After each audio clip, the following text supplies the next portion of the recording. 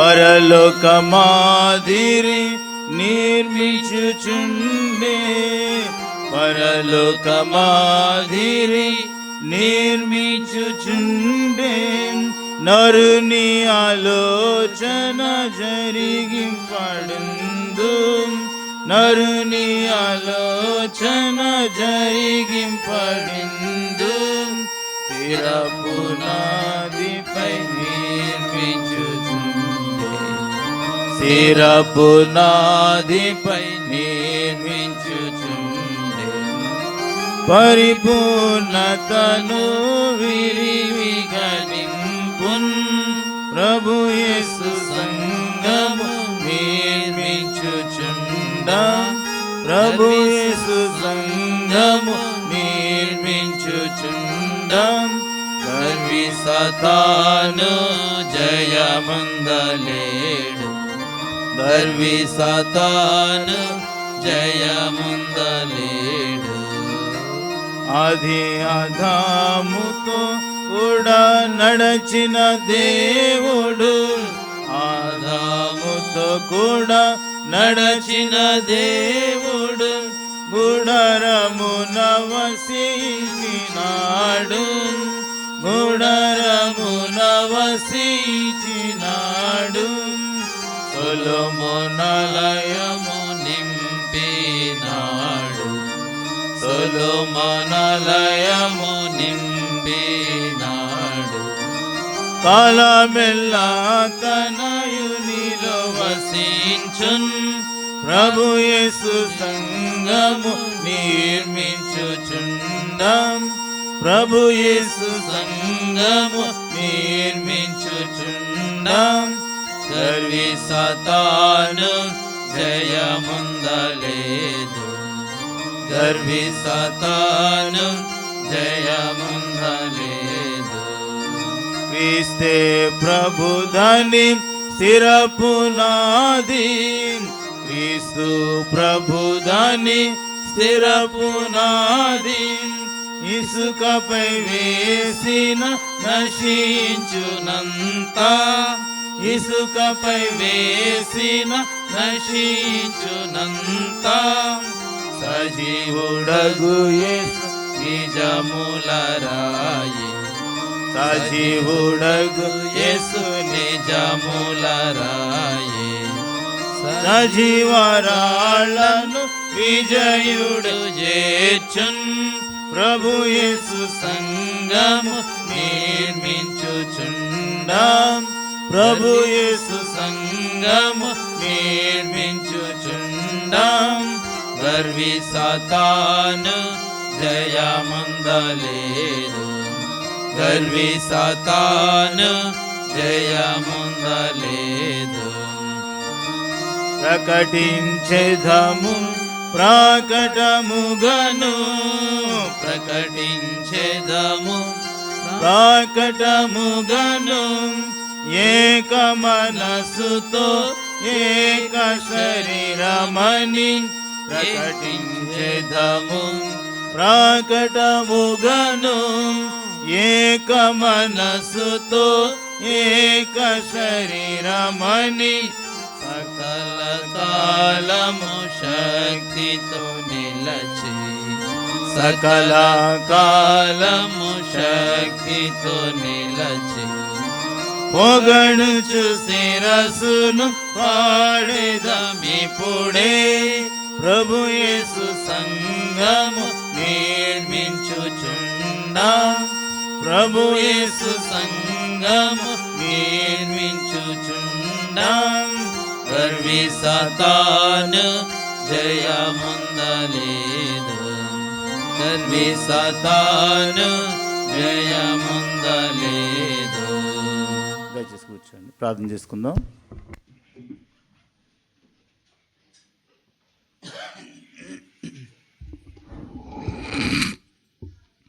ప్రేమ గల తండ్రి, కృపగలిగిన మా దేవ, అద్భుత ఆశ్చర్య కార్యములు చేయవాడవు తండ్రి, సర్వములకు రాజు అయినటువంటి వాడవు, ఆది అంతము అయినటువంటి వాడవు, అల్ఫా ఒమేగా నేను ఉన్నవాడని సెలవిచ్చినటువంటి వాడవు, నేడు మా మధ్య రీతిగా తండ్రి మీ సింహాసనమును, మీ సన్నిధిని, మీ సహవాసమును, మీ సాన్నిధ్యమును, మీ ఒక దర్శనమును, మీ ఒక కాంతిని, మీ తేజో మహిమను ప్రభా మేము అనుభవించుట కొరకై నన్ను మమ్మల్ని సిద్ధపరిచి బలపరిచి నడిపించిన మీ ప్రేమను బట్టి మీకు ఎన్నో వందనములు స్తోత్రములు చెల్లిస్తూ ఉన్నాను తండ్రి.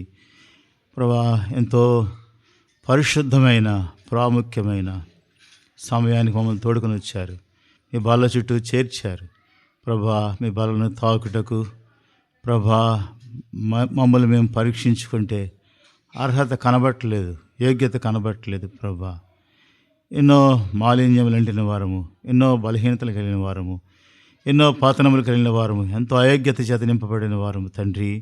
అయినను ఆరాధన వర్తమానంలో మేము జ్ఞాపకం చేయబడిన రీతిగా తండ్రి మీరు మమ్మల్ని దర్శించిన రీతిగా మీ కృపా బాహుల్యము చేత మమ్మల్ని తోడుకుని వస్తున్న మీ ప్రేమను బట్టి మీకు వందనాలు స్తోత్రాలు చెల్లిస్తూ కొన్ని లేఖన భాగములను కూడా మాకు దయచేయమని మీ యొక్క సింహాసనుడి మీ మెలని స్వరము ద్వారా మమ్మల్ని దర్శించి వాళ్ళలో చేవేటి కొరకే కృప చూపించమని ప్రభువును రక్షకుడినైన యేసుక్రీస్తు వారి నామములో స్తుతించి ప్రార్థించి వేడుకొంచున్నాను మా తండ్రి. ఆమేన్. ప్రభు బలలో మనం పాలు భాగస్తున్న వాటి కొరకై ఎఫీసీలు రాసిన పత్రికలో నుండి 2వ అధ్యాయము, ఎఫీసీలు రాసిన పత్రిక 2వ అధ్యాయము 20వ వచనం అందరం కలిసి చదువుకుందాం. ఎఫెసీ 2:20 అందరం కలిసి చదువుకుందాం. ఎఫీసీలు రాసిన పత్రిక 2వ అధ్యాయము 20వ వచనము అందరం కలిసి చదువుకుందాం. క్రీస్తు యేసే ముఖ్యమైన మూలరాయి ఉండగా అపోస్తలులను ప్రవక్తలను వేసిన పునాది మీద మీరు కట్టబడి ఉన్నారు. తర్వాత 22వ వచనం కూడా చదువుకుందాం. ఆయనలో మీరు కూడా ఆత్మ మూలముగా దేవునికి నివాస స్థలమైనటకు కట్టబడుచున్నారు. దేవుడు ఈ మాటల చేత మనల్ని బలపరిచి ప్రభువులో చేవేటి కొరకై మనల్ని నడిపించును గాక. ఈ యొక్క అంశం 20వ వచనంలో అపోస్తలులను ప్రవక్తలు వేసిన పునాది అని ఇంకోలు భీమవరం మా చిన్ను శామ్యుల్ ప్రీతం వాళ్ళ ఊరిలో జరుగుతూ ఉంది కాన్వకేషన్. ఈవేళ అక్కడి నుంచి రావడానికి రాత్రి నాకు, ఎందుకంటే చక్కగా దేవుడు దర్శిస్తూ ఉన్నారు. దేవుడు తన దాసులైన బలపరిచి ఈ యొక్క అంశం మీద చక్కగా వర్తమానాలు వినిపించబడతా ఉన్నాయి. వేలాదిగా ప్రభు బిడ్డలు అక్కడ సహవాసంగా కలిగి ఉంటున్నారు. నాకు ఎంతో ఇష్టం, అందులో నుంచి రాబుద్ది అవ్వదు. అందుకని నిద్ర ఆపుకునైనా నైటు అంతా కూడా అయ్యాక, ఫ్యామిలీ పేరు కూడా అయ్యాక బయలుదేరదామని రాత్రి ఇంచుమించుగా 10 నిమిషాలతో 11 గంటలకు స్టార్ట్ అయ్యాము అక్కడ. దాదాపు ప్రభు కృప చూపించారు. మధ్యలో 2 సార్లు నిద్రాభారం చాలా ఉన్నప్పటికీ వచ్చేసి ఇక్కడ పడిపోతే కాస్త మళ్ళా మీ అందరితో కూడా మరి ఇదేనో అక్కడ ఉండాలనే తలంపు అయినప్పుడు కూడా ప్రభు కృప చూపించి, అంకులు కూడా ఒప్పుకోరు వచ్చి వెళ్ళిపోవడానికి, ఆఖరి వరకు ఉండాలంటారు. అయితే ఆయన కూడా సరే వెళ్ళరమ్మన్నారు. చాలామంది అంటున్నారు అంకులు ఒప్పుకున్నారు మీరు వెళ్తానికి అంటున్నారు. అంటే మరి ఇక్కడ ఉన్న బాధ్యతను బట్టి రేపు కూడా మనం ప్రాముఖ్యంగా బాప్తీసాలు ఉన్నాయి కాబట్టి మరి ఈరోజు వచ్చి ఇలాగుంటే మంచిదని ప్రభు కూడా కృప చూపించారు, సహాయం చేశారు. అందువల్ల ఇక్కడ ఈ వర్తమానం నాది కాదు, అయితే ప్రభు కృప చూపించి మరి వచ్చాను కాబట్టి ఒక వర్తమానం అన్నా ప్రభు సేవకుడిని కాబట్టి ఈ దేహం ఏం చేయబడాలా, ప్రభు కొరకు ఖర్చు అవ్వాలి. అలసిపోయిందని కాసేపు రెస్ట్ ఇద్దామంటే కుదరదు. నా యొక్క భారం కూడా అదే, ప్రభు దగ్గర నా తీర్మానం కూడా అదే. ప్రభు కొరకు ప్రయాసపడతానే, ప్రయాణాలు చేస్తానే, వాక్యం బోధిస్తానే, సువార్త ప్రకటిస్తానే, ఇలాగను కొనసాగిస్తానే ఆయన రాకడైనా ఎదుర్కోవాలా, నా పోకడైనా ఎదుర్కోవాలా, అది నా ఆశ. కాబట్టి 3:30కు వచ్చాం. అయినప్పుడు కూడా ప్రభు కృప చూపించారు. ఏ అంశం ఏం చెప్పాలి అని అనుకుంటే ఈ అంశమే ప్రభు మళ్ళీ నా గమనంలో తీసుకొస్తూ ఉన్నారు. ఈ అంశం చూస్తే ఈ యొక్క దినాల కొరకు ఎంతో ప్రాముఖ్యమైన అంశంగా మనకు కనబడుతూ ఉంది. చూసినప్పుడు అపోస్తలులు ప్రవక్తలను వేసిన పునాది, అపోస్తలులు ప్రవక్తలు వేసిన పునాది అని చెబుతూ ఆరంభం క్రీస్తు యేసే ముఖ్యమైన మూలరాయి, క్రీస్తు యేసే ముఖ్యమైన మూలరాయి. ఇది ఎవరికి చెప్తున్నారు అంటే అపోస్తలుడైన పౌలు ఎవరికి రాస్తున్నాడు ఈ ఉత్తరం? ఎఫెసీ సంఘానికి రాస్తున్నాడు అపోస్తలుడైన పౌలు. మొట్టమొదటిగా అపోస్తలుడైన పౌలు యొక్క భారం ఏంటి, అపోస్తలుడైన పౌలుకి ఎఫెసీ సంఘానికి ఉన్న పరిచయం ఏంటి, అపోస్తలుడైన పౌలు ఎఫెసీ సంఘము అనగా ఎఫెసీలో ఉన్న సంఘము అనగా ఎఫెసీ పట్టణం యొక్క పరిస్థితి ఏంటి మనం చూస్తే అపోస్తలుల కార్యాలు 19వ అధ్యాయంలో స్పష్టంగా కొన్ని మాటలు అక్కడ చూస్తాం. అపోస్తలుల కార్యాలు 19వ అధ్యాయంలో అక్కడ ఉన్న పరిస్థితి ఎలా ఉంది అనేది మనం చూస్తాం.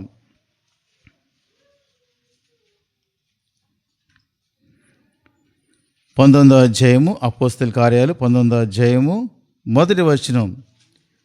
అపోల్లో కొరింథీలో ఉన్నప్పుడు జరిగినదేమనగా, పౌలు పై ప్రదేశం సంచరించి ఎఫెసునకు వచ్చి కొందరు శిష్యులను చూచి, మీరు విశ్వసించినప్పుడు పరిశుద్ధాత్మను పొందితిరా అని వారిని అడిగా, వారు పరిశుద్ధాత్ముడు ఉన్నాడనే సంగతి మేము వినలేదని. వారు ఎవరు అంటే, వారు ఎవరు చూడండి, 18:24 చూస్తాం. 18:24 అలెగ్జాంద్రియుడి వాడైన అపోల్లో అని ఒక యూదుడు ఎఫెసునకు వచ్చెను. అతడు విద్వాంసుడును లేఖనందు ప్రవీణుడై ఉండెను. ఉండి అతడు చూడండి ఇక్కడ చూసినప్పుడు 12 మంది శిష్యులను కూడా ఆయన ఏర్పాటు చేసుకున్నాడు. చూడండి ఆ మాట, 12 మంది శిష్యులను కూడా ఆయన ఏర్పాటు చేసుకుంది. ఆ మాట ఉంటుంది, 12 మంది శిష్యులను అపోల్లో సిస్టర్ అపోస్తలుల కార్యాలు కాదండి, ఇక్కడ అపోల్లో. సరే ఆ మాట చూద్దాం, ప్రభు జ్ఞాపం చేస్తే. మొత్తానికి అపోల్లో ఒక యూదుడు, ఆయన ఎఫెసుకు వచ్చాడు. ఆయన ఎవరు అంటే బాప్తిస్మిచ్చి యోహాను యొక్క శిష్యుడు. కాబట్టి ఆయనకు బాప్తిస్మిచ్చి యోహాను యొక్క ప్రత్యక్షత మాత్రమే ఆయన కలిగి ఉన్నటువంటి వాడు.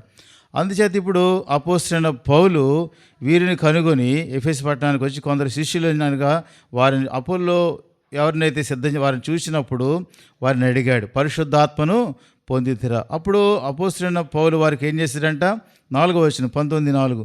అందుకు పౌలు, యోహాను తన వెనుక వచ్చిన వాని యందు అనగా యేసునందు విశ్వాసం ఉంచవాలని ప్రజలతో చెప్పుచు మారు మనసు విషయాన్ని బాప్తిస్మిచ్చిరని చెప్పాను. వారు చూడండి, వారు ఆ మాటలు విని ప్రభు అయిన యేసు నామమున బాప్తిసం పొందిరి. తర్వాత పౌలు వారి మీద చేతులుంచగా పరిశుద్ధాత్మ వారి మీద, అప్పుడు వారు భాషలతో వారు 7వ వచనం చూసారా, 19:7లో వారందరూ ఎంతమంది, ఇంచుమించు 12 పురుషులు, 12 మందిని అపోస్తలుడైన పౌలు ఎఫెసు పట్టణం. ఎఫెసు పట్టణం ఎలాంటిదంటే, అక్కడ ఆర్తెమీ దేవి యొక్క మరి ఆనాడు ప్రపంచ వింతల్లో ఒకటైనటువంటి ఆర్తెమీ దేవి విగ్రహం అక్కడ ఉంచబడింది. ఎఫెసు పట్టణము వ్యాపారాన్ని, అంతేకాదు అక్కడ ఒక ప్రక్క యూదులు ఉన్నారు, రెండో ప్రక్క ఎవరున్నారు, అన్యులు ఉన్నారు, దేవుని ఎరుగని వారు, ఆర్తెమీ దేవుని పూజించేవారు ఉన్నారు. ఒక ప్రక్క యూదులు అన్యులు కలిగి మిశ్రితమైనటువంటి జనాంగం ఎఫెసులో ఉంది. ఇప్పుడు అపోస్తలుడైనటువంటి పౌలు ఎఫెసు పట్టణంలో దాదాపుగా 3 సంవత్సరాలు ఉన్నాడు ఆయన యొక్క జీవిత యాత్రలో. మొదటి ప్రయాణంలో కొంతకాలము, రెండో ప్రయాణంలో అపోస్తలుని యొక్క సువార్త ప్రయాణాలు, 2 3 ప్రయాణాల్లో ఎఫెసు పట్టణాన్ని దర్శిస్తా 3 సంవత్సరాలు ఎఫెసు పట్టణంలో ఉండి అక్కడ అన్యులకు యూదులకు కూడా ప్రభు ఇచ్చినటువంటి గొప్ప ప్రత్యక్షత అదే ఇక్కడ రాయబడతా ఉంది. ఇప్పుడు ఎఫెసీ రాసిన పత్రిక వచ్చినట్లయితే ఇక్కడ 13వ వచనం, ఎఫెసీ 2:13, ఎఫెసీ 2:10 కలిసి చదువుకుందాం.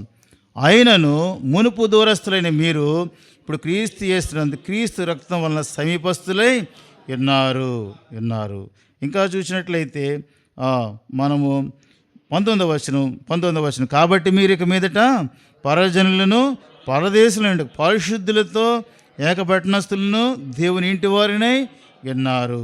ఇంకా ఎలాగ మనం చూస్తే మరి 3:8వ వచనం, 3:6వ వచనం ముందు చదువుకుందాం. 3:6 ఈ మర్మం మీదనగా అన్యజనుల స్వార్థ వలన క్రీస్తు యేసునందు యూదులతో పాటు సమాన వారసులను ఒక్క శరీరమందలి సాటి అవయములను వాగ్దానంలో పాలువారులనై ఉన్నారనేది.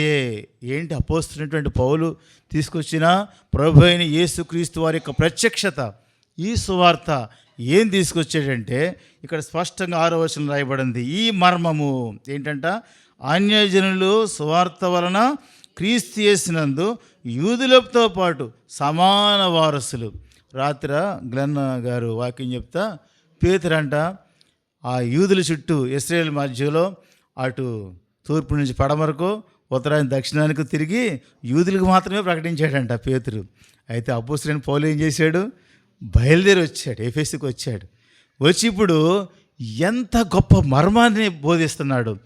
ఈ మర్మం ఏంటి? ఈ మర్మం మనం ఎక్కడికి వచ్చాం? ఇప్పుడు ప్రభువు యొక్క శరీరానికి సాదృశ్యంగా ఉన్న రొట్టె వద్దకు వచ్చాం. ఈ రొట్టె ఏమి జ్ఞాపకం చేస్తుంది అని మనం చూసినప్పుడు ఈ మర్మం జ్ఞాపకం చేస్తుంది. ఈ మర్మం ఏంటి? అన్యజనులు స్వార్థ వలన క్రీస్తు యేసునందు యూదులతో పాటు సమాన వారసులను, ఒక్క శరీరమందలి సాటి అవయములను వాగ్దానములో పాలివారుని ఉన్నారన్నది. చూసారా ఎంత గొప్ప వాగ్దానం ప్రభు మనకి ఇచ్చారు. ఇది ఏంటంట, అర్థవత్వాన్ని కూడా అదే కృపా బాహుల్యత. కృప ఏం చేయబడింది? విస్తరించబడింది. కృప అపరిమితంగా విస్తరించబడింది. కృపా సమృద్ధి కలిగినటువంటి దేవుడు, సర్వ కృపానిధి దేవుడని మరి పేతురు అంటూ ఉంటాడు. ఇక్కడ మనం చూసినప్పుడు ఆయన కృపా బాహుల్యత ఏమైంది? ఒక్క శరీరమందలి సాటి అవయములుగా, అంత మాత్రమే కాదు వారసులుగా, వాగ్దానములో పాలివారం. వాగ్దానం లేకపోతే, చూసారా, వాగ్దానం లేకపోతే వారసులైనంత మాత్రాన ఉపయోగం లేదు కదా. అది మనం చూస్తాం. ఎక్కడ చూస్తాం? అందుకనే మరి యాకోబు యాసావు ఇద్దరు కూడా వారసులే. అయితే వాగ్దానం నిబంధన ఎవరికి ఇవ్వబడింది? యాకోబుకి ఇవ్వబడింది, యాసావుకి ఇవ్వబడలేదు. వారసులే, శరీర రీతిన వారసులే. కానీ వాగ్దాన రీత్యా చూస్తే, ఏర్పాటు రీత్యా చూస్తే వారిద్దరి మధ్య ఎంతో వ్యత్యాసం కనబడతా ఉంది. ఇది జగత్ పునాది. అందుకనే ఎఫెసీకు రాస్తూ ఈ యొక్క అపోస్తలుడైన పౌలు ఎంతో విశాలంగా ఈ యొక్క మరి 14 వచనాలు కూడా అపోస్తలుడైన పౌలు చేసిన ఆరాధన అని భక్తులు వర్ణిస్తూ ఉంటారు. అపోస్తలుడైన పౌలు అంట ప్రభు ఇచ్చిన రక్షణ ఔన్నత్యము, ఆ ఉన్నత శిఖరమును ఎరిగి ఈ మొదటి అధ్యాయం 13 వచనాలు కూడా, ఎఫెసీ మొదటి అధ్యాయం 13 వచనాలు కూడా అపోస్తలుడైన పౌలు యొక్క ఆరాధన, వర్షిప్. అది ఇందులో ఒక్క మాట జ్ఞాపకం చేస్తాను. ఇది ఎప్పటి నుంచి వచ్చింది అంటే చూడండి, ఇక్కడ ఉంటుంది 4, 6 మనకు కలిసి ఉన్నాయి తెలుగులో. చివరి మాట, జగత్తు పునాది వేయబడక మునిపే ప్రేమ చేత ఆయన క్రీస్తులో మనలను ఏర్పాటు చేసుకున్నాడు. మళ్ళీ అక్కడ అంటారు 7వ వచనం, దేవుని కృప మహదైశ్వర్యమును బట్టి ఆ ప్రీణియందు ఆయన రక్తం వలన మనకు విమోచనము, అనగా మన అపరాధములకు క్షమాపణ మనము కలిగి ఉన్నది. కాబట్టి ఈ యొక్క మర్మము, ఆ ప్రీణియందు ఆయన రక్తం వలన మన అపరాధములకు క్షమాపణ, పాపములకు విమోచన, మనకు ఏమి అనుగ్రహించారు ప్రభు? మారు మనసు దయచేశారు. ఒకప్పుడు మనము కూడా అన్యులమే. చాలాసార్లు సాక్ష్యం చెప్తే కొంతమంది చెప్తూ ఉంటారు, మేము హైందవ కుటుంబాల నుంచి వచ్చామండి, మేము అన్యుల నుంచి వచ్చామండి. అబ్బా, మరి క్రైస్తవుడు ఎవడున్నాడో మరి పుట్టుకతో. చూసారా? కాబట్టి ఈ మర్మాన్ని ఎరగాల మనం అందరం కూడా. ఇంకా మారు మనసు పొందకపోతే, ప్రభువుని అంగీకరించి కూడా క్రీస్తుని వెంబడించకపోతే నీవు క్రైస్తవుడిగా చెప్పుకోవడానికి సరిపోవు. ఎవరు నువ్వు? అన్యుడివే. మనమందరము కూడా అన్య కుటుంబాల నుంచి తీసుకురాబడ్డాం. నేను చెప్పగలను, దేవుని సేవకుని కుమారుని అయినప్పటికి కూడా నేను రక్షణ పొందకపోరు, నేను ఎవరిని? అన్యున్నే. నా బిడ్డలు కూడా వారు రక్షణ పొందకపోతే వారెవరు? అన్యులే. ఈ మర్మము మర్చిపోకూడదు. మనమందరము కూడా ఒకప్పుడు అన్యులమే. ఇప్పుడు ఎక్కడికి వచ్చాం? మనం ఈ వాగ్దానానికి వచ్చాం, వారసులుగా వచ్చాం, నిబంధన క్రిందకు వచ్చాం, ఆయన యొక్క వారసత్వంలోకి వచ్చాం, ఆయన ఏర్పాటులోకి వచ్చాం. ప్రాముఖ్యమైన మాట, ఒక్క శరీరంలోనికి వచ్చాం. ఎక్కడికి వచ్చాం మనం? ఒక్క శరీరంలోనికి వచ్చాం. ఈ ఒక్క శరీరము ఎలా ఉందంట? ఎఫెసీయులకు రాస్తూ 2 సార్లు పాపం దాదాపు 3 సంవత్సరాలు ఉన్నా సరే అపోస్తలుడైన పౌలుకి వారిలో ఏదో కొలత ఏర్పడింది. అది అపోస్తలుడైన పౌలు గ్రహించాడు. 3 సంవత్సరాలు అపోస్తలుడైన పౌలు అక్కడుండి ప్రతిదినము బాప్తిస్మం ఇచ్చాడంట. అక్కడ రాయబడింది. ఆ మాటలన్నీ నేను ఇప్పుడు చెప్పలేను. అక్కడ మీరు చదివితే ఎఫెసీ రాసిన పత్రికలో కొరింథీ అపోస్తలుల కార్యాలు 19వ అధ్యాయము మనం చూస్తే అపోస్తలుడైన పౌలంట ప్రతిరోజు కూడా ఏమిస్తూ వచ్చాడు? బాప్తిసాలు ఇస్తూనే వచ్చాడు. ప్రతిరోజు బాప్తిసాలు ఇస్తూ వచ్చాడంట. ఇంత పరిచర్య అక్కడ జరిగిన తర్వాత అక్కడ వారికి చెప్తున్నాడు, మళ్ళా గుర్తు చేస్తున్నాడు. ఏమంటున్నాడు? మొదటి మాట 2వ అధ్యాయం ఎఫెసీ 2:11. ఎఫెసీ 2:11. కాబట్టి మునుపు శరీర విషయంలో అన్యజనులై ఉండి శరీరమందు చేతితో చేయబడిన సున్నతి గలవారు అనబడిన వారి చేత సున్నతి లేని వారు అనబడిన మీరు ఆ కాలమందు ఇశ్రాయేలుతో సహపౌరులు కాక పరదేశులను, వాగ్దాన నిబంధన లేని ప్రజలను, నిరీక్షణ లేని వారును, లోకమందు దేవుడు లేని వారినై ఉండి క్రీస్తుకు దూరస్తులై ఉంటారని మీరు జ్ఞాపకం చేసుకోండి. అప్పుడు అలా ఉన్నాం. కాబట్టి అంటున్నాడు ఇప్పుడు 19వ వచనంలో ఎంత ఆహ్వానం మనకి. కాబట్టి మీరిక మీదట పరజనులను, పరదేశులనై ఉండక పరిశుద్ధులతో ఏకపట్టణస్థులను దేవుని ఇంటి వారినై ఉన్నారు. ఇప్పుడు అంటారు క్రీస్తు యేసే ముఖ్యమైన మూలరాయి ఉండగా అపోస్తులు ప్రవక్తలు వేసిన పునాది మీద మీరు ప్రతి కట్టడం ఆయనలో చక్కగా అమర్చబడి ప్రభువునందు పరిశుద్ధమైన దేవాలయం ఒకటి వృద్ధి పొందుచున్నది. ఆయనలో మీరు కూడా ఆత్మమూలంగా దేవుని నివాస స్థలమై ఉండి కట్టబడుచున్నారు. ఇప్పుడు మనం చూసినప్పుడు ఇది ఏంటంట, ఇప్పుడు 3వ అధ్యాయం 8-11 వచనాల్లో ఒక మాట నేను జ్ఞాపకం చేస్తాను.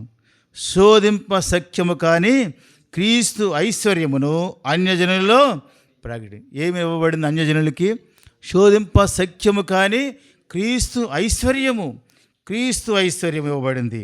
ఇప్పుడు మనము ఒక శరీరం అందలి సాటి అవయవములను వాగ్దానములో పాలివారములై ఉన్నాం. ఇప్పుడు ఎలా ఉన్నాం? ప్రభుపాల యొద్ద మనమందరం కూడా జ్ఞాపకం చేసుకోవాలా. 2026లో ప్రవేశించాం. ఇంతకుముందు ఆ రీతిగా మన హృదయం ఉండవచ్చు. ప్రభు కోరేది ప్రతి దినము కూడా క్రీస్తు కొరకు ఏమవ్వాలి? మనం లెగిసిన వెంటనే ఏమవ్వాలి? క్రీస్తు కొరకు ఆయన మరణాన్ని జ్ఞాపకం చేసుకోవాలి. ఐ డై డైలీ, ప్రతి దినము నేను క్రీస్తు కొరకు చనిపోతాం. ఎప్పుడైతే చనిపోతూ ఉంటామో అప్పుడు క్రీస్తు కొరకు కట్టబడతా ఉంటాం. రెండవ చూస్తే ఒక్క శరీరం అందలి అవయవం. చాలాసార్లు చూడండి, కొంచెం పడిపోయారు అనుకోండి, బండి మీద ఒక గూడు జారిందనుకోండి, డాక్టర్ గారి దగ్గరికి వెళ్తే ఆ గూడు జారిన వెంటనే మొట్టమొదటి సిమ్టమ్ ఏమొస్తుందండి? నొప్పి వస్తుంది. డాక్టర్ గారి దగ్గరికి వెళ్తే, అయ్యా నీ గూడు ఎక్కడా లేదు, నీ శరీరంలోనే ఉంది, అదేం అయిపోలేదు, కొంచెం జారింది అంతే, భరించు పర్లేదు అంటాడా? కొంచెము జారింది పర్లేదు భరించి అంటాడా? అనే డాక్టర్స్ ఎవరైనా ఉంటే ఆ నొప్పి భరించలేక ఏం చేస్తాం మనం? ఒక డాక్టర్ కాదు ఇంకో డాక్టర్, ఇంకో డాక్టర్ కాదు ఇంకో డాక్టర్. ఆ జారిన గూడు సరైతే తప్ప ఏమవుతుంది? దానికి నొప్పి తగ్గదు. ఈ యొక్క భౌతికమైన శరీరమే ఒక గూడు కొంచెము, ఎంతో కాదు, ఎయిర్ క్రాక్ అంటారు. మీరు గమనించారు? ఎంత వస్తుందంట? ఎయిర్ క్రాక్ అంటే గాలివేడి వస్తుంది. దాన్ని కూడా నొప్పి భరించగలదా? భరించలేదు. అందుకని మనము ప్రభు దగ్గర ఒక్క శరీరమైన అవయవములు మనం ప్రభు దేహములో. అందుకని ఇంకా క్రిందకు చూస్తే, కాబట్టి మనం చూసినప్పుడు 15-18 కలిసి చదువుకుందాం. 15-18 3:15-18. మీ అంతరంగ పురుషుని యందు శక్తి కలిగి ఆయన ఆత్మ వలన బలపరచబడినట్లుగాను క్రీస్తు మీ హృదయములు విశ్వాసం ద్వారా నివసించినట్లుగాను తన మహిమేశ్వరం చెప్పున మీకు దయచేయవలనియు మీరు దేవుని సంపూర్ణత యందు పూర్ణులగినట్లుగా ప్రేమయందు వేరుపారి స్థిరపడి సమస్త పరిశుద్ధులతో కూడా దాని వెడల్పు పొడుగు లోతు ఎత్తు ఎంతో గ్రహించుకున్నట్టును జ్ఞానం మించిన క్రీస్తు ప్రేమను తెలుసుకుని మీరు తనకు శక్తి గలవారు కావాలని ప్రార్థించి తగిన శక్తి కావాలి. ఎందుకు? మనం అందరము కూడా ఈ దేహం ఎలాగైతే ఎక్కడ కొంచెము గ్యాప్ వచ్చినా ఏమొస్తుంది? పెయిన్, నొప్పి వస్తుంది. అప్పుడు మనం ఎంతో పరిచర్య చేస్తాం దానికి. అలా కాకుండా ఈ యొక్క క్రీస్తు దేహం ఇది, మనమందరము కూడా ఒక్క శరీరంలో పాలుభాగస్థలం అవుతున్నాం.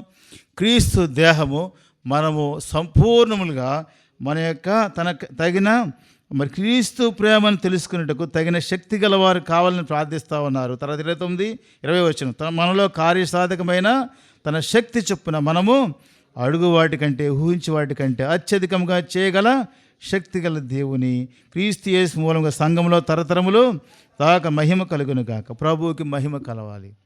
ఒక్క శరీరము, మనమందరం ఒక్క శరీరంలో పాలు పంపులు పొందుతున్నాం. దీనికి సాదృశ్యం ఏంటి? ఈ యొక్క శరీరం, ప్రభు యొక్క దేహం ఏ జ్ఞాపకం చేస్తుంది? మీరు నా దేహము, నా ఆలయము. క్రీస్తు దేహాన్ని మనకు సంఘాన్ని సూచిస్తూ ఉంది. అయితే ఇప్పుడు మనము ఎలాగా అవయములుగా ఉన్న మనము చక్కగా ఎటువంటి ఎయిర్ క్రాక్ లేకుండా చక్కగా అమర్చబడి ఎంతో బలంగా మనం ఉండాలని ప్రభు కోరుతూ ఉన్నారు. ఇక ముందుకు చూస్తే ఇక్కడ కొన్ని మాటలు 4వ అధ్యాయంలో మొదటి 2 వచనాలు కలిసి చదువుకుంది. 4వ అధ్యాయం ఎఫెసీ 4 మొదటి 2 వచనాలు.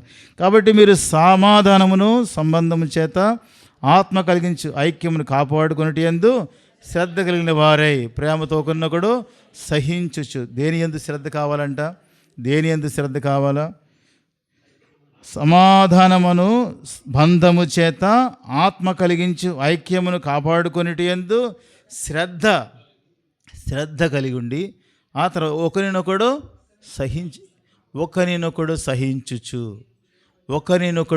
సహించుచు. ఇది చాలా ప్రాముఖ్యమైనది. శ్రద్ధ అవసరం. దేని కొరకు? ఆత్మ కలిగించు ఐక్యతను మనం కాపాడుకునేట కొరకు. అదే సమయంలో ఒకరినొకడు ఎలా ఉండాలా? సహించుచు. ఈ సహనము ఎంతవరకు? ప్రభువుని చూడాలా. ప్రభు శిలువలో ఎలాగూ సహిస్తూ వచ్చారు. ప్రభు శిలువలో ఆయన సహనము ఆయన చూసినప్పుడు చూడండి, ప్రభు అయిన యేసుక్రీస్తు వారు రక్తము చెమటగా కారు పర్యంతరము కన్నీటితో, ప్రభువా మీ చిత్తమైతే ఈ గిన్నె నా నుండి, ఆ గిన్నె ఎంత భారమైనదో, ఎంత బరువు, ఎంత మరి దాంట్లో ఎంత శ్రమ ఉందో, ఎంత కఠినమైన ఆ యొక్క శిక్ష ఆయన ఎరిగినవాడుగా ఉన్నాడు. ఆయన దాన్ని ప్రభు ఏం చేశారు? సహించారు. ఆయన నా ప్రాణం పెట్టుకోవడానికి అధికారం కలదు, అది తీసివేయడానికి అధికారం కలదు. ఆయన ఒకవేళ ఇది సహించడం ఆయనకి ఇష్టం లేకపోతే మధ్యలోనే రక్తమంతా కార్చకుండానే, ప్రభా నా ఆత్మను నీకు అప్పగిస్తున్నానంటే అందులో పరిపూర్ణత లేదు. ఆఖరుగా ఒక సైనికుడు వెళ్ళాడు. ఏం చేశాడు? ప్రక్కన బల్లెంపోటు. ఆఖరుని వెళ్ళాడు, ఒక బల్లెంపోటు పొడిచాడు. ఆ బల్లెంపోటు పొడవగానే ఏం కారిందంటే దేహంలోంచి నీరు, రక్తం కారింది. అప్పుడు నా ఆత్మను మీకు ప్రభు ఆఖరికి ఏమన్నా సమాప్తము. ఆయన దేహములో ఉన్న రక్తము, నీరు సంపూర్ణంగా నేలను మన కొరకు సర్వలోక పాపపరిహార్థమై అర్పించబడి పర్యంతరము ఆ గొల్గోతా కొండపై ఆకాశానికి భూమికి మధ్యన ఆ కలువరి శిలువ మీద ప్రభు వేలాడుతూ వచ్చారు.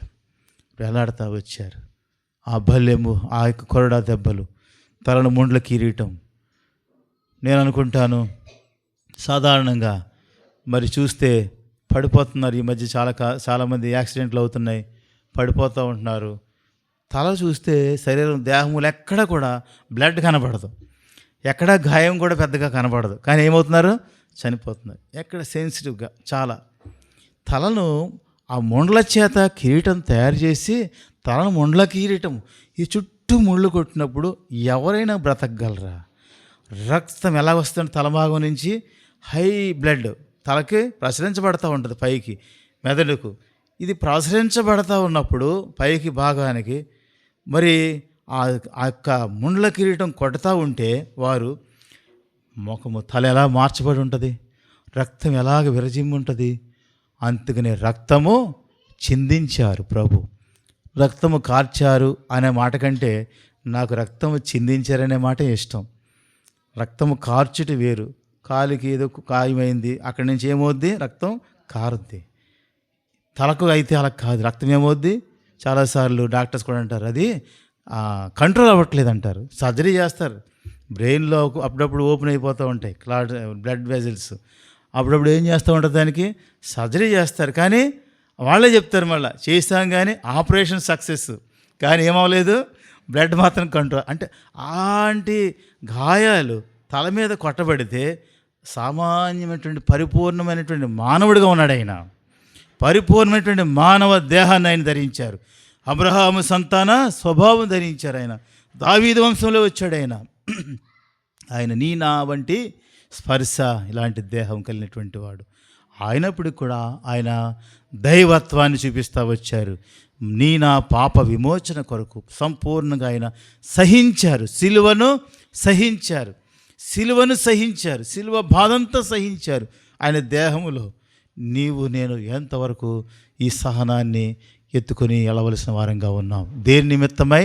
ఐక్యత కొరకు శ్రద్ధ కలిగి సహించుచు ముందు కొనసాగులు. ఎందుకు? ఒక్క శరీరముగా మనము సమకూర్చారు ప్రభు.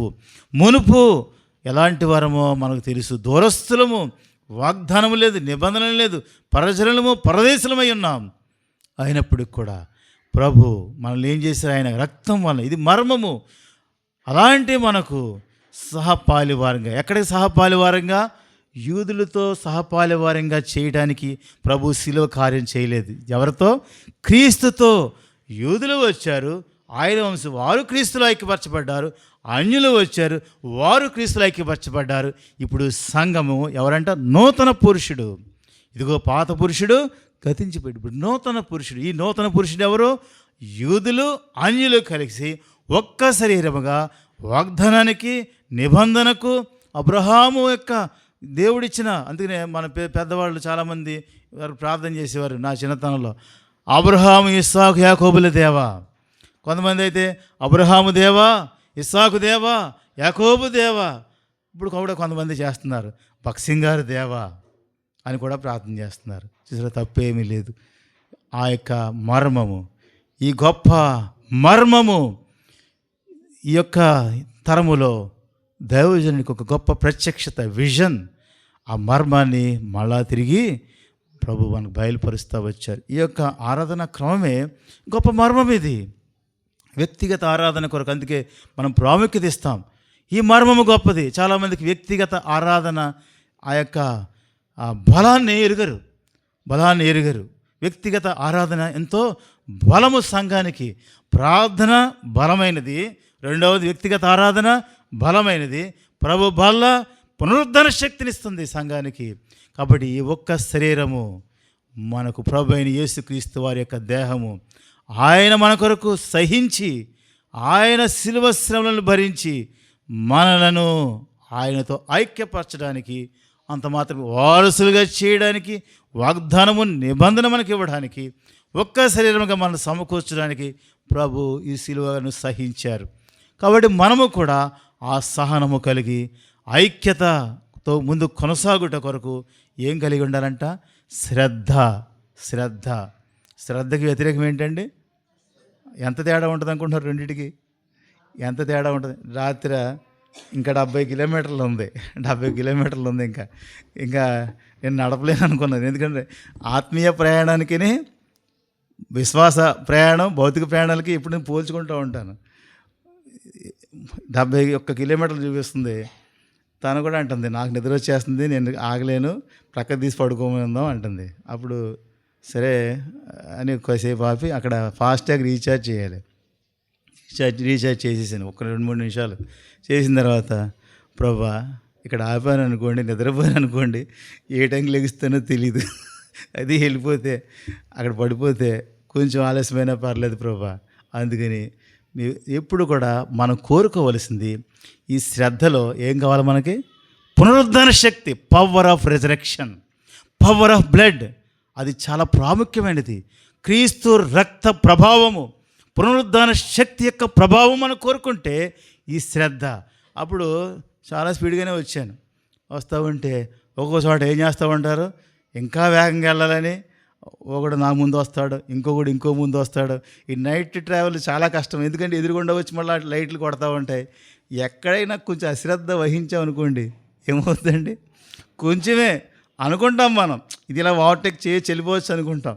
అక్కడ కొంచెం గ్యాప్ వచ్చిందనుకోండి ఏమవుద్ది? ఏమంటారు దాన్నండి? చెప్పండి.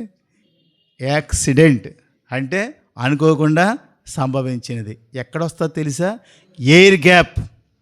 ఎక్కడైతే ఎయిర్ గ్యాప్, నేను రాత్రి కూడా చాలా పక్క నుంచే నా ఈ వెహికల్కి అది అలారం ఇస్తుంది. పక్కగా వెళ్ళిపోతే అలారం ఇస్తుంది. అది జస్ట్ ఇంకా చాలా పక్కగా వాళ్ళు కూడా వెళ్ళిపోయాడు నా పక్కన. ఓరు బాబా చూసా ఎంత అంటే వెంట్రుకపాటులో దేవుడు తప్పించాడు. అంటే మనం కాదు చూసుకోవాల్సిన శ్రద్ధ, ఎవరు చూస్తున్నారు? దేవుడు. అందుకనే ఆయన మీద ఆధారపడాలి. చాలాసార్లు మనం బాగానే వెళ్తున్నాం అనుకుంటాం, కానీ ప్రభువా నీ చేతికి మీ పునరుద్ధరణ శక్తి ప్రభా, మీ రక్త ప్రభావం, ఆయన రక్తాన్ని వెలకట్టలేం. అమూల్యమైన క్రీస్తు రక్తము దేన్నైనా వెలకట్టగలం. నేను కూడా లెక్కలు చదివాను కాబట్టి దేన్నైనా కట్టమంటే కడతానేమో, కానీ ఆయన రక్త విలువను మాత్రం కట్టలేం. క్రీస్తు ప్రేమను చూసిన ఇక్కడ రాయబడింది కదా, ఆయన యొక్క ప్రేమ యొక్క పొడుగు చూడండి. 3వ అధ్యాయం ఎఫెసీ 3:18 చివరి భాగం సమస్త పరిశుద్ధులతో కూడా దాని వెడల్పు పొడుగు లోతు ఎంతో గ్రహించుకున్నట్టు జ్ఞానమునకు మించిన క్రీస్తు ప్రేమను తెలుసుకున్నట్టుకు తగిన శక్తి గలవారు కావాలని తగిన శక్తి ఇది ప్రభు మనకి ఇవ్వాలి. తగిన శక్తి, అదే సమయంలో సహనము, మూడవది శ్రద్ధ. ఈ శ్రద్ధ లేకపోతే శత్రువు ఏర్పరచబడిన వారిని సహితము ఎవరిని మింగుదునని మోసం చేస్తా తిరుగుతూ ఉన్నాడు. కాబట్టి శ్రద్ధ వహిస్తాం, సహనముతో ఉందాం, ఐక్యత. దేహానికి, ఈ దేహములోనికి ఎంతో విలువైన దేహము ఇది దేవుడు అనుగ్రహించినటువంటిది. యోహాను సువార్త నేను చదువుతూ ఉంటే ఇప్పుడు భక్తులందరూ కూడా అక్కడక్కడ ఏంటంటే ఎంతో సంతోషం అవుతుంటుంది.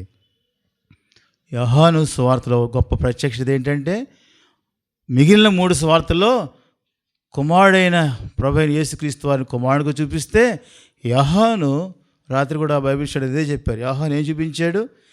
తండ్రినే కుమారునిలో చూపించాడు. వాక్యమే దేవుడు, దేవుడే వాక్యము, వాక్యమే కృపాసత్య సంపూర్ణుడై మన మధ్య, అనగా వాక్యమే దేవుడు, అనగా దేవుడిని కుమారుల్లో చూపించాడు. కుమారుల్లో మళ్ళీ ఎవరిని చూపించడానికి ప్రయత్నం చేశాడు? పరిపూర్ణటువంటి మానవుని చూపించాడు. కుమారుని మళ్ళా పరిపూర్ణటువంటి మానవుడిగా చూపించాడు. అనగా దేవుడు పరిపూర్ణమైనటువంటి మానవుడు అయ్యాడు. అంతేకాదు ఆయన కుమారునిగా వచ్చాడు. అంత మాత్రమే కాదు, ఆ కుమారుడు ఎవరు? దేవుడే. అందుకనే ప్రభు కూడా ఏమన్నారు? నన్ను చూచిన వారు నా తండ్రిని చూస్తున్నారు. నన్ను చూస్తే చాలు, నా తండ్రిని చూసినట్లే. కాబట్టి ఇది యోహాను సువార్తలో గొప్ప మర్మం, ప్రత్యక్షత. కుమారుని యొక్క తండ్రినే చూపించాడు, తండ్రి రాజ్యాన్ని చూపిస్తున్నాడు, తండ్రి యొక్క ఉద్దేశాన్ని చూపిస్తున్నాడు. అందుచేతనే ఈ మాటలు దేవుడు వెలుగు, దేవుడి తర్వాత ఏంటి? లోకానికి వెలుగు, లోకానికి జీవము, మంచి ఆయన కాపరి, ఆ తర్వాత ద్రాక్షవల్లి, తీగలు మీరు, ఎన్నో సంగతులు అందులో ఉన్నాయి. కాబట్టి మనం చూసినప్పుడు ఆయనలో మనం ఏం చేయబడాలి? ఇప్పుడు ఎటువంటి ఎయిర్ క్రాక్ లేకుండా ఏం చేయబడాలి? ఇప్పుడు అతుకబడి ఉండాలి. ద్రాక్షవల్లి తీగలో నిలిచి ఉండాలి, అతుకబడి ఉండాలి. అప్పుడు ఏమవుతుంది? ఎప్పుడైతే ఉందో ఏమవుతుందండి? ఆ యొక్క జీవం వెళ్తుంది. మీరు గమనించండి, ఎప్పుడైనా సరే మీరు చెట్టు ఉంటుంది, ఆ చెట్టుకి కొమ్మని ఊరికే దాన్ని ఏం పూర్తిగా తీసేయొద్దు. అలా దాన్ని ఇలా వంచేసి గిర్రం తిప్పేసి అలా వదిలేసేయండి. దాన్ని ఒక వారం తర్వాత చూడండి ఏమవుద్ది? ఎండిపోయండి. అబ్బా ఎంత సత్యం అండి, ఎంత సత్యం! ఒక సామాన్యమైన దేవుని సృష్టిలో ఉన్న సృష్టి చెట్టే, దాని చెట్టు యొక్క కొమ్మ దాంట్లోనే ఉంటుంది. కానీ ఏమైంది? కొంత గ్యాప్ వచ్చింది. ఆ గ్యాప్ వచ్చినప్పుడు ఏమైంది? అది దానిలో ఉన్నట్టుగా కనబడుతుంది. కానీ ఏంటి? ప్రభు వాళ్ళ దగ్గర మనం జ్ఞాపకం చేసుకుందాం. మనము మునుపు దూరస్తులమే, మునుపు వాగ్దానం లేదు, మనకు నిబంధన లేదు, మనం ఈ శరీరంలో ఐక్యపరచబడలేదు.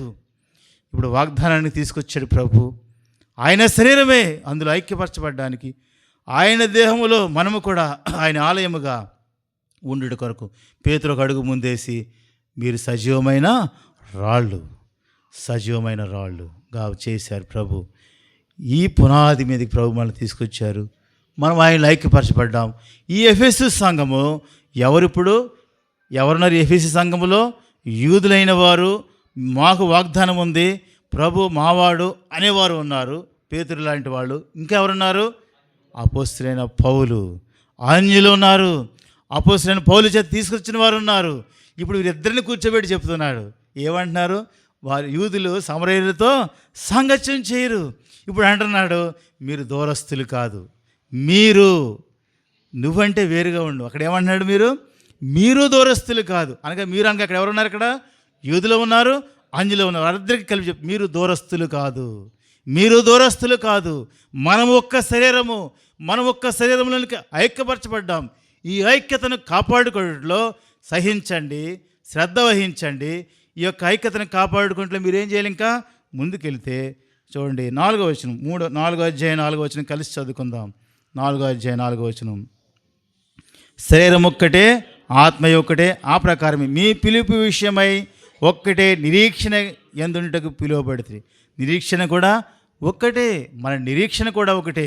శరీరం ఒక్కటే, ఆత్మ ఒకటే, పిలుపు విషయమైనటువంటి నిరీక్షణ కూడా ఒక్కటే. చూసారా? ఇంకా మన కింద చూస్తే 7వ వచనం, 4:7, అయితే మనలో ప్రతి వానికిని క్రీస్తు అనుగ్రహించి వరము యొక్క పరిమాణము చొప్పున కృప ఇయ్యబడెను. ఇక్కడ కొంచెం పరిమాణం, కృపకు పరిమాణం ఎలాగుందంట? ఒకలాగే ఉందా? చూడండి, అక్కడ ఏముంది? ప్రతి వానికిని క్రీస్తు అనుగ్రహించి వరము యొక్క పరిమాణం చొప్పున, క్రీస్తు అనుగ్రహించి వరము యొక్క పరిమాణం చొప్పున కృప ఇవ్వబడింది.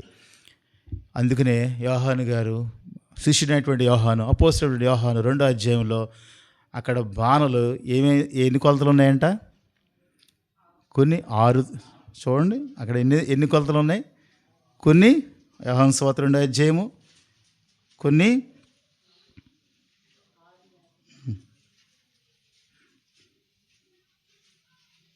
2 3 2వ అధ్యాయం 6వ వచనం, యూదులు 2 3 తూముల పట్టు.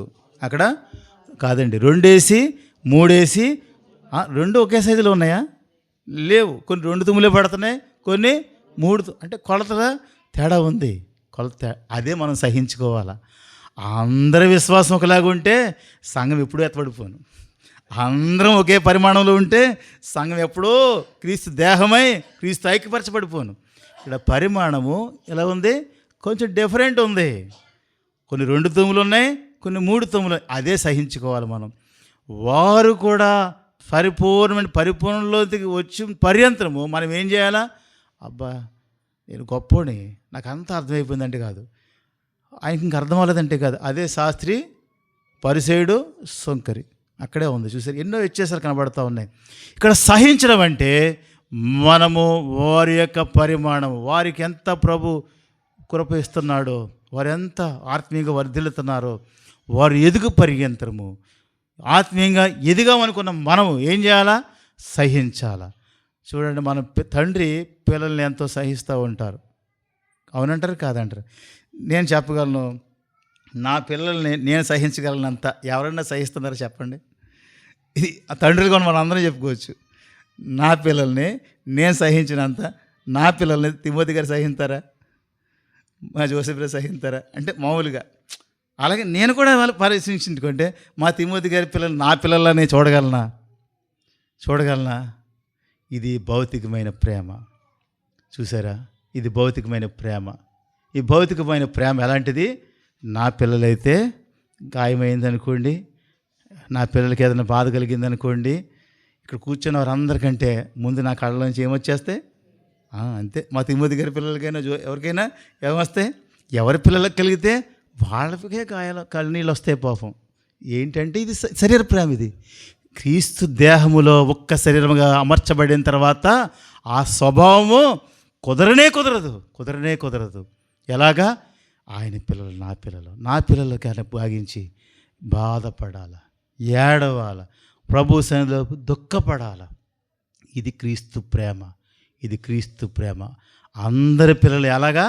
నా పిల్లలు. అలా మీరు కూడా ఏమనుకోవాలా? అందరి పిల్లలు నా పిల్లలే. ఎవరికి చక్కగా దేవుడు కనపరిస్తే దాన్ని బట్టి సంతోషించాల. ఎవరి బిడ్డల్లో ఏదైనా బాధ కలిగితే దాన్ని బట్టి ప్రభు సన్నిధిలో మొరపెట్టాలి. ఇది క్రీస్తు ప్రేమ. అదే సమయంలో తండ్రి పిల్లలంగా ఉన్నాం. ఇప్పుడు మనం అందరం కూడా ఎవరం? ఆయన పిల్లలు. మనం ఒక సహోదరులంగా వచ్చాం, ఒక్క దేహంలో ఉన్నాం. ఈ దేహంలో మనం ఒక శరీరముగా అమర్చబడిన తర్వాత శ్రద్ధ వహించాలా, సహించాలా, శ్రద్ధ వహించాలా. క్రీస్తు కలిగించు ఐక్యత కొరకై మనం ఏం చేయాలా? ప్రయాసపడాలా. దాని నిమిత్తమై ప్రభు బల్ల మనం చేయి వేస్తున్నాం. చేయి వేసేటప్పుడు మీరిక మీదట ఎవరో పరజనులు కాదు, పరదేశులు కాదు. అక్కడ ఏమంటా ఉన్నారు? అక్కడ పరిశుద్ధులతో ఏకపట్టణస్థులను దేవుని ఇంటివారినై ఉన్నారు. ఇంకా చూసి చక్కని మాట నాకు ఇష్టం. ఎఫెసీ 2:22 చివరి మాట, ఆత్మ మూలముగా దేవుని నివాస స్థలమై ఉండుటకు, ఆత్మ మూలముగా దేవుని నివాస స్థలముగా ఉంటకై కట్టబడుచున్నాము. ఎంత గొప్ప ఆధిక్యత ప్రభు మనకి ఇచ్చారు. కాబట్టి మనం ఇప్పుడు ఈ ప్రభు బలలో చేయవేస్తున్న మన కొరకు ఒక మాట జ్ఞాపం చేస్తాను. 4వ అధ్యాయం 30వ వచనం, 4:32వ మాట జ్ఞాపం చేస్తాను. ఆయన యందు మీరు ఎక్కడి వరకునంట? విమోచనా దినం వరకు ఆయన మంది మీరు, విమోచనా దినం వరకు కూడా ఆయన యందు మీరు ముద్రించబడి ఉన్న, విమోచనా దినం వరకు కూడా, ద డే ఆఫ్ రిడెంప్షన్, విమోచన దినము ఆసన్నమవుతుంది. ప్రభువు త్వరగా రానై ఉన్నాడు. లేదా మనము ఆయన ఎదుర్కొనే సమయం ఎప్పుడో మనకు తెలియదు. ఆయన అంటాడు ప్రతి వారిని కూడా అపాయింటెడ్ టైం అంట. చక్కని మాట. విశ్వాసులు ప్రభు పిలుపు అందుకునే సమయాన్ని ఏ మాట అంటున్నారో? Appointed time, appointment. ఎవరిని కలుసుకోవడానికి అపాయింట్మెంట్ అండి ఇది? ఎవరిని కలుసుకోవడాకండి? నన్ను సృష్టించిన, జగత్ పునాది వేయబడకుండా నన్ను ఏర్పాటు చేసుకున్న, నన్ను చీకటిలో ఉన్నప్పుడు, చీకటి అయినప్పుడు నన్ను వెలిగించిన నా ప్రభువును, నేను భూమి మీద సంపూర్ణంగా సేవించిన కొరకై నన్ను రక్షించిన నా ప్రభువును, ఈ యొక్క మంటిఘటమును తన యొక్క మహిమైశ్వర్యముతో నింపి మహిమాఘటముగా తీర్చిన నా ప్రభువును ఎదుర్కోవడానికి, ఆ తండ్రిని ఎదుర్కోవడానికి మనం ఏం చేస్తున్నాం? మనం సిద్ధపడుతున్నాం. ప్రతి వారం సిద్ధపడుతున్నాం. ఇందులో డౌట్ ఉందంటారా? సిద్ధపడడానికే ప్రభు బల్ల, సిద్ధపడడానికే ప్రభు బల్ల. సిద్ధపడుతున్నాం. మనము దేని కొరకు సిద్ధపడుతున్నాం?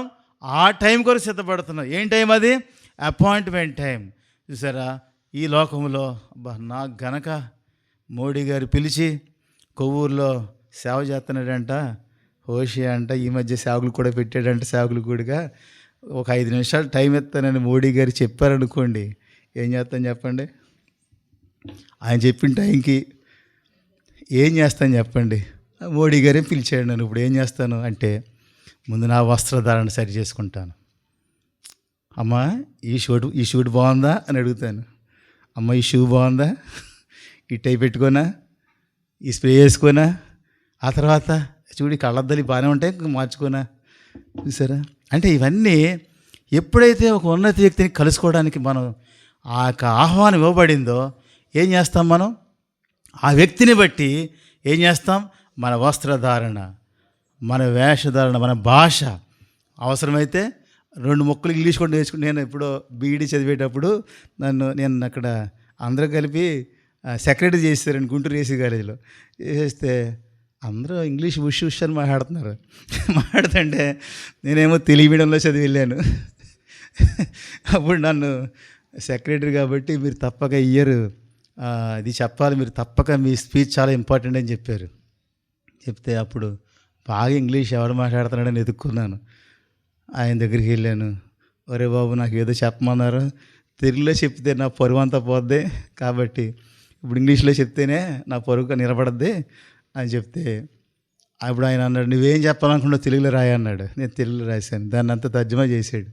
చేసిన తర్వాత ఎన్ని రోజులు పట్టింది అనుకుంటున్నారు? 15 రోజులు పట్టింది. 15 రోజుల పైనే పట్టింది.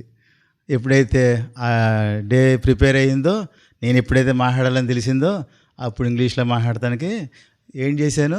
రాయించుకున్నాను, కంఠస్థం చేశాను, యథార్థంగా నేనే చెప్తున్నట్టుగా ప్రిపేర్ అయ్యాను. రాయించుకొని కంఠస్థం బట్టి అది నేనే చెప్తున్నట్టుగా ప్రిపేర్ అయ్యాను. మొత్తానికి చెప్పానండి. చెప్పాక అప్పటి నుంచి అందరూ నన్ను ఇంగ్లీష్లో మాట్లాడుతున్నారు నాతో. అంటే నాకు అర్థమైంది, ఓహో నేను ఇంగ్లీష్ బాగా వచ్చా వెళ్ళనుకున్నాను. అంటే ఎందుకంటే చాలా కాంపిటీషన్ పీరియడ్ అది బీఈడీకి. చాలామంది ఇంగ్లీష్ మీడియం చదివిన పిల్లలే సెంట్రల్ స్కూల్ నుంచి చదివి వచ్చారు. అప్పుడు బీఈడీ సీట్ అంటే 10 లక్షలు పెట్టి కూడా కొనే సమయం అది. దేవుడు నాకు 2500కి సీట్ ఇచ్చాడు. అందుకని ఆ ఇంగ్లీష్ వాళ్ళ మధ్య నేను ఇంగ్లీష్ వాడిగా ఉండాలని ఏం చేశాను? ఇంగ్లీషు నేర్చుకొని నేను స్వయంగా మాట్లాడుతున్నట్టుగా మాట్లాడాను. అది ఏం తప్పు జరిగింది పోయినప్పుడు నాతో అందరూ ఇంగ్లీష్ మాట్లాడే ప్రయత్నం చేస్తున్నారు. బాబు చాలా పొరపాటు అయిపోయింది అనుకున్నా. కాబట్టి అంటే సిద్ధపడతాం, అవసరమైతే భాష కూడా నేర్చుకుంటాం. కానీ ఇది ఎలా ఉండాలా? అనుభవపూర్వకంగా ఉండాలా. అనుభవపూర్వకంగా ఉండాలా. అనుభవపూర్వకంగా లేకపోతే, ప్రాక్టికల్గా లేకపోతే అక్కడ సిగ్గుపడతాం. ఎక్కడ? ఆయన ముందు సిగ్గుపడతాం. నాకు ఈ మధ్య దేవుడు తలంపేస్తున్నాడు. ఏదో ప్రయాసపడుతున్నానేమో అనుకుంటున్నానేమో ఒకవేళ, ఏదో చేస్తున్నాను అనుకుంటున్నానేమో ఒకవేళ, ప్రభు పని జరుగుతుంది అనుకుంటున్నానేమో ఒకవేళ, అక్కడికి వెళ్ళిన తర్వాత ఒరే ఏంట్రా పరీక్షిస్తే అంతా కాలిపోయింది, ఏది ఇంత తెచ్చాననుకున్నాను ప్రభా, ఏది ఏమైపోయింది, కాలిపోయింది, అరే ఒకటి కూడా లేదా ప్రభా. అప్పుడు ఇలాగెళ్తాం, ఎంత మూట కనబడతా ఉంటుంది. అగ్ని పరీక్షించబడినప్పుడు ఏమైపోయింది అది. ఆ తర్వాత ఏం చేస్తాం? తల నెమ్మదిగా సిగ్గు అవమానము. దాని కొరకు కాదు కదా ప్రభు ఎంత ప్రేమించి, పొడవు వెడల్పు లోతు ఎత్తు ఎంతో గ్రహించలేని ప్రేమతో ప్రభు మనల్ని ప్రేమించి ఏర్పాటు చేసుకుని ఆయన దేహంలోనికి మనల్ని అవయములుగా చేర్చి ఐక్యపరిచి, మునుపు దూరస్తులమే ఇప్పుడు ఐక్యపరిచారు. మునుపు వారసులం కాదు, వారసులుగా చేశారు. వాగ్దానం లేదు, వాగ్దానం ఇచ్చారు. ఒక్క శరీరంగా చేశారు. ఆయన ఆలయముగా కట్టబడి కొరకై నన్ను కూడా మార్చారు ప్రభు, రక్షించారు. ఇప్పుడు అశ్రద్ధతోనో, సహనం కోల్పోయో, ఐక్యత కోల్పోయో, ఎక్కడో పని పాడైందా, ఎక్కడో నష్టపోయామా, ప్రభు ప్రేమతో తిరిగి ఐక్యమనే త్రాటి మీద మనల్ని తీసుకొస్తున్నాడు. ఇప్పుడు మనం ఏం చేయాలంట? చూడండి, 2 మాటలు చెప్పి ముగించేస్తాను. 4వ అధ్యాయంలో 2 తలంపులు చెప్పి ముగించేస్తాను. 25వ వచనం కలిసి చదువుకుందాం. లేకపోతే 25వ వచనంలో ఒక మాట జ్ఞాపకం చేస్తాను. మనము ఒకరికొకరము, చాలండి, మనము ఒకరికొకరము అవలమై ఉన్నాం. 27వ వచనం మొదటి మాట, అపవాదికి చోటు ఇయ్యకుడి. తర్వాత 30వ వచనంలో మొదటి మాట, దేవుని పరిశుద్ధాత్మను దుఃఖపరచుడి. 5వ వచనంలో మొదటి మాట కలిసి చదువుకుందాం. కావున మీరు ప్రియైన పిల్లల వలె దేవుని పోలి నడుచుకునుడి. ఇది ప్రభు కోరేది. మొట్టమొదటి ఏం చేయాలో జ్ఞాపకం చేసుకోవాలా? ఒకరికొకరము అవయవములమై ఉన్నాము. ఒకరికొకరము అవయవమై ఉన్నాము. ఇప్పుడు మనం ఏం చేయాలి? అవయవములం కాబట్టి ఎవరికి చోటు ఇవ్వకూడదు? అపవాదికి చోటు ఇవ్వకూడదు. తర్వాత దేవుని పరిశుద్ధాత్మను దుఃఖపరచకూడదు. 3వది, మీరు ప్రియులైన పిల్లల వలె దేవుని పోలి నడుచుకోవాలి. ఇది ప్రభు కోరు. ప్రియులైన దేవుని పిల్లల వలె ఆయన్ని పోలి నడుచుకుంటూ కొరకై అలాగున ప్రభు మనల్ని సిద్ధపరిచి, ప్రభు మనకు అనుగ్రహించినటువంటి ఆ యొక్క అనుగ్రహింపబడినటువంటి వరం యొక్క పరిమాణము చొప్పున ఆ కృప ఇవ్వబడింది. ఎంత కృప ప్రభు మనకిస్తే, ఎన్ని వరములు ప్రభు మనకిస్తే వాటితో సంతృప్తి చెందిన వారమై ప్రభు కొరకు ఈ యొక్క క్రీస్తు దేహములో ఐక్యత కలిగిన వారమై ఒకరికొకరము అవయవులము. ఒకరికొకరము అవయవము, నా అవయవము. అందుకనే పెళ్లి చేసేటప్పుడు చెప్తారు, ఏమంటారు? మీరు ఇద్దరు కూడా ఇప్పుడు వేరు కాదు, ఇద్దరు ఏక శరీరము. మనము కూడా పరిశుద్ధాత్మ ద్వారా, క్రీస్తు దేహము ద్వారా, నలగొట్టబడిన దేహము ద్వారా, చిందించబడిన రక్తము ద్వారా మనము ఎవరము? ఇప్పుడు ఏక శరీరము. మన శిరస్సు ప్రభు అయిన యేసుక్రీస్తు వారు. మనము ఏక శరీరము, ఒకరికొకరము అవయవలమై ఉన్నాము. ఈ ఐక్యతను మనం ఏం చేసుకోవాలా? కాపాడుకోవాలి. ఈ ఐక్యత కొరకు సహిద్దాం, ఈ ఐక్యత కొరకు శ్రద్ధ వహిద్దాం. అంతేకాదు, ఈ ఐక్యత కొరకు మనం ఏం చేద్దాం? ప్రియులైన దేవుని పిల్లల వలె పోలి నడుచుకుందాం. అపవాదికి చోటు ఇవ్వద్దు. అపవాది చోటు ఇవ్వకుండా తర్వాత ఏం దేవుని పరిశుద్ధాత్మ మనతో మాట్లాడుతూ ఉన్నప్పుడు ఏ విషయాల్లో తప్పిపోయామో, నా మటుకు నేను చూసుకున్నప్పుడు నేను ఇదే ప్రశ్నించుకుంటూ 2026లోకి వచ్చాక నేను ఏం ప్రశ్నించుకుంటున్నానంటే, ప్రభా ప్రతి పని కూడా అక్కడ నిలబడాలి, ప్రతి పని ఏమవ్వాలా? అక్కడ నిలబడాలి. నిజంగా మీ అందరి నిమిత్తము నేను లెక్క అప్పగించవలసిన వాడను అనేకమైన విషయాల్లో. ఎందుకంటే మరి ప్రాముఖ్యంగా పరిశుద్ధులు ఆయా మరి కూడికల కొరకు ఆయా ప్రభు పరిచర్య కొరకు ఇలాగా ప్రతి ఆదివారము ప్రభు బిడలో వారి యొక్క ప్రయాసముల నుండి దేవుడు అనుగ్రహించిందే. అయితే వారి యొక్క ప్రయాస, వారి కష్టాజితాలు వారిని తీసుకొచ్చి దేవుని ఇంట్లో పెడుతున్నప్పుడు ఇప్పుడు లెక్క ఎవరు అప్పగించాలని మీ బాధ్యత అయిపోయింది. ఇప్పుడు లెక్క ఎవరు అప్పగించాలా? ఎవరమైతే ఖర్చు పెడుతున్నామో వారమే లెక్క. మరి ప్రాముఖ్యంగా ఈ బాధ్యత ఎవరి మీద ఉంది? నా మీద. అదే సమయంలో మీ అందరి యొక్క ఆత్మీయ క్షేమం కూడా ఎవరి మీద ఉంచబడింది? నా మీద మోపబడి ఉంది. కాబట్టి లెక్క అప్పగించవలసిన వారుగా ఉన్నారు. అలాగుననే నేను మాత్రమే కాదు, ఇక్కడ కొందరు అపోస్తలులు, కొందరు ప్రవక్తలు, కొందరు కాపరులు, కొందరు సువార్థికులు, కొందరు ఉపదేశకులు ఇలా పెట్టారు. అయితే మనమందరం కూడా మళ్ళా వచ్చేసరికి ఒక్క శరీరమే. ఎవరు కూడా అధికులు కాదు, అక్కడ బాధ్యతలు మాత్రమే. మళ్ళా శరీరానికి వచ్చేసరికి all are equally precious, equally ప్రభు ఆయన ఏం చేస్తున్నాడు? కోరుకుంటున్నాడు, మనల్ని ఏర్పాటు చేసుకున్నాడు. అందరూ సమానమే, ఈ బాధ్యత అందరిది. మనం అందరము కలిసి ఐక్యముతో ఆయన యొక్క స్థిరమైన పునాది మీద ఉండి, ఈ పునాది మూలరాయి క్రీస్తే, ఆ బండ మీద నిలబడి కట్టబడి దేవుని ఆలయముగా కనబడాల. దేవుని యొక్క ఆలయముగా కనబడట కొరకు మనము ఏం చేయబడాలా? సహించాలా, శ్రద్ధ వహించాలా, ప్రార్థన చేయాలా, ఒక్క అవయవాన్ని జ్ఞాపకం చేసుకోవాలి. ఇక మీదట మనం ఎవరం కాదు, పరజనులము, పరదేశం, ఒక్క శరీరము. కాబట్టి ఇలాంటి తలంపులతో మనం ఎక్కడైతే మరి వేరు చేయబడుతున్నామా, ఎక్కడైనా ఈ మధ్య కొత్తగా ఏం విన్నాను, మా తిమోతి గారి చిన్నోడికి జాని కట్టుంది, చూసారో లేదో, ఇరగలేదంట. అది ఏమైందంటే ఇరగలేదంట, కానీ ఏమైంది బ్రదరు, కొంచెం వంకర వచ్చిందంట. కొంచెం వంకర వచ్చి, వంకర కూడా రాకూడదు, చూసారా, వంకర కూడా రాకూడదు, అందుకని కట్టేశారు, చూసారా. కాబట్టి మనము ఎలాగా ఒక క్రమమైన విధానం, అది మరోసారి జ్ఞాపం చేసుకుంటే, నిన్న దేవుని కృపను బట్టి ఉదయకాలం కుటుంబ ప్రార్థన ఇచ్చి ఈ అధ్యాయంలో తీసుకోమన్నారు. ఎందులో తీసుకోమన్నారంటే 2 తిమోతిలో నుంచి తీసుకోమన్నారు. అక్కడ కొన్ని తలంపులు ప్రభు పంచుకోవడం కృప చూపించారు. ఒక తలంపే జ్ఞాపం చేస్తాను. 2 తిమోతిలో నుంచి ఒక తలంపు జ్ఞాపం చేసుకొని వెళ్ళిపోదాం, ప్రభు వాళ్ళ దగ్గర ప్రవేశిద్దాం. తిమోతి రాసిన 2వ పత్రికలో నుండి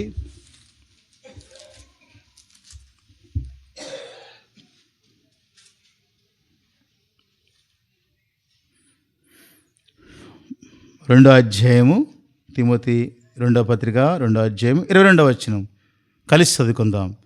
నీవు యవనేచ్ఛ నుండి పారిపోము, పవిత్ర హృదయులై ప్రభువునకు ప్రార్థన చేయవారితో కూడా నీతిని, విశ్వాసమును, ప్రేమను, సమాధానమును. ఎవరితో కూడా ఉండాలంట? ప్రభువునకు ప్రార్థన చేయవారితో కూడా. ఆ తర్వాత నీతిని, విశ్వాసమును, ప్రేమను, సమాధానమును వెంటాడు. ఏది వెంటాడాలో, దేనితో ఉండాలో, ఎవరితో ఉండాలో చక్కగా ప్రభు ఇక్కడ బోధిస్తారు. ఎందుకంటే నాకు నిన్న ఉదయకాలంలో చూస్తే వారు ఎందుకు ప్రయాసపడ్డారంటే 5వ వచనంలో 2:5లో కిరీటము దొరుకును. అక్కడ మంచి పోరాడితే ఏం జరుగుతుందంట? కిరీటము. ఆ తర్వాత 12వ వచనంలో సహించిన వారమైతే ఆయనతో కూడా, దీని కొరకండి ప్రభు వల్ల దేనికి సిద్ధపరుస్తుంది. మరి ఆయన ఎదుర్కోవడానికి అంత మాత్రమే కాదు, ఎదుర్కొన్న తర్వాత ఇంక అయిపోదు, అక్కడి నుంచి అక్కడ ఇవ్వబడుతున్నాయి. ఎదుర్కొన్న తర్వాత ఏం చేయబడుతుంది అక్కడ? అప్పుడు పని అక్కడ కనబడుద్ది. ప్రతివాని యొక్క పని, సిద్ధపరిచిన జీతం, ఇవన్నీ కనబడుతున్నాయి.